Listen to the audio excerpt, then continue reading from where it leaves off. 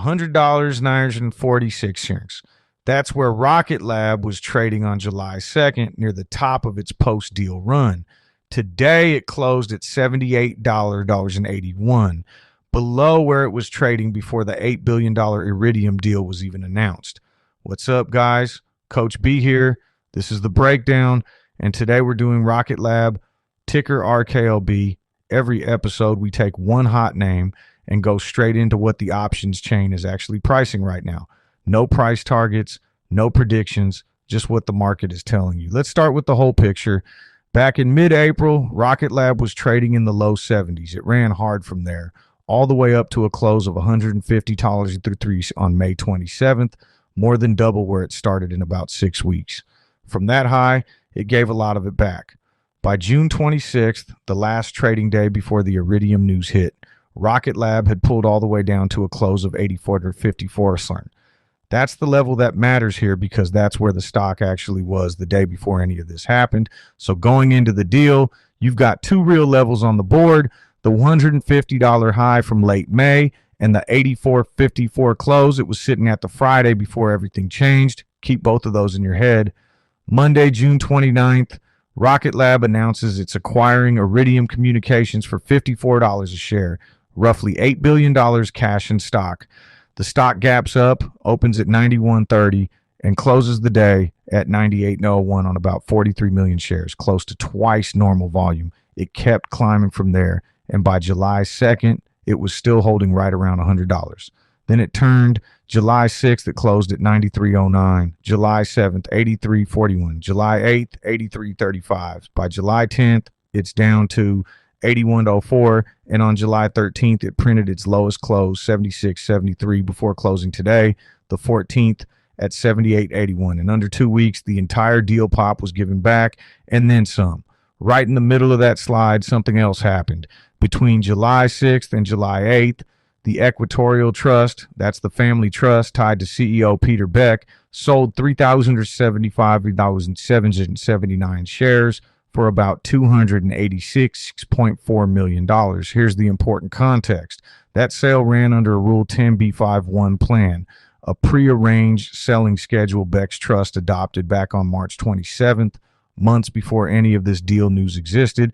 It's not a same-day decision. It's a preset plan executing on autopilot, and Beck still holds around 90% of his stake.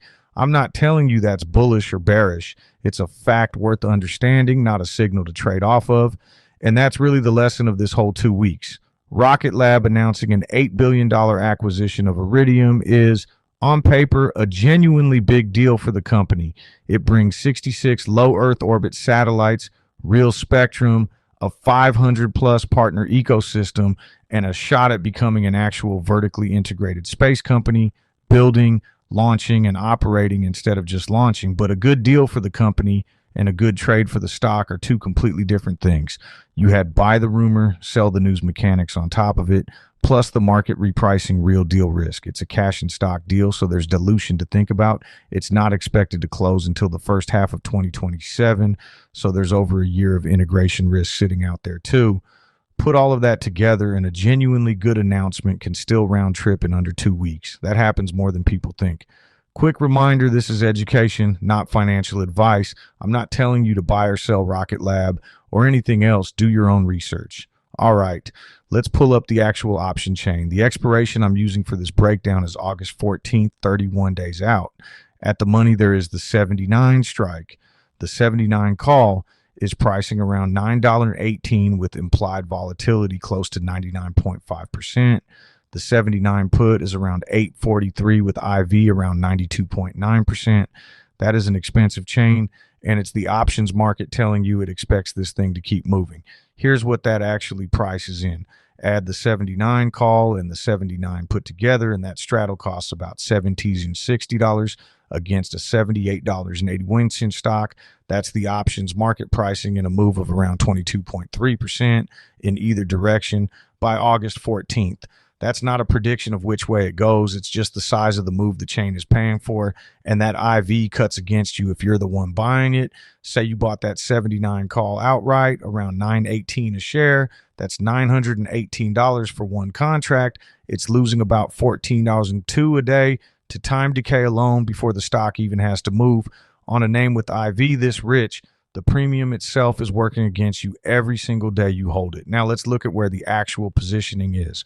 Add up open interest across every expiration listed on this chain, and the put side shows real shelves at 70, 75, and 80. The 70 put is holding about 20,164 contracts. The 75 put is right behind it at about 26 and 98. And the 80 put, just above where the stock is trading right now, is the single biggest put position on the entire board at 25,837 contracts.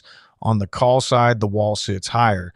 The 85 call is holding about 38,084 contracts, and the 90 call is even bigger at 39,060. Those two strikes are by a wide margin the most crowded positions anywhere on this chain. Run the actual max pain math across this chain, and it lands right around $80, just $1 above where the stock closed today. Remember, max pain is a tendency, not a law. It's just the strike where the options market's total pain would be lowest if everything expired today. What it tells you here is that the heaviest, most balanced positioning on this whole board is sitting right on top of where Rocket Lab is trading right now. Now let's talk Gamma for a second, because it's the piece that explains why a stock like this can whip around so fast.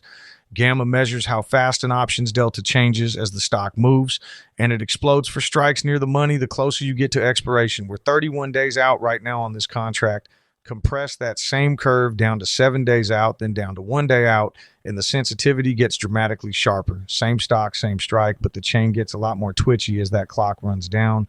Layer the real open interest onto that Gamma curve, and here's where it actually concentrates on Rocket Lab right now. It clusters heaviest right at the 80 strike, sitting right on top of spot. From there, it builds again up at 85 and 90, right where that call wall lives, and down at 70 and 75, right where the put floor lives. That's a description of where the hedging pressure tends to concentrate. It's not a call on which way this breaks.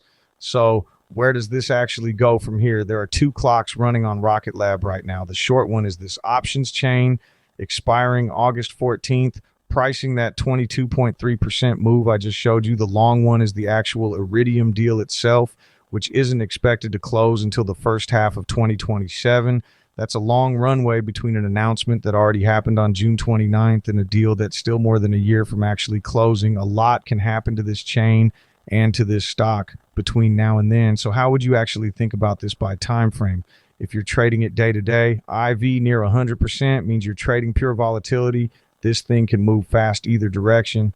If you're swinging it, the levels worth watching are that 84.54 pre-deal close and the 76.73 low from last week, and whether the stock can hold above that put wall at 80. And if you're actually invested in the Iridium story long term, 2 weeks of round trip price action doesn't change the thesis. You're watching whether that bigger deal actually closes sometime in that 2027 window. So let's recap. Rocket Lab announced an $8 billion Iridium deal on June 29th, ran to 146 by July 2nd, and gave the entire move back, closing today below its pre-deal level at $78.81. In the middle of that, Peter Beck's trust sold 286 for $1 million under a preset plan, a fact, not a signal.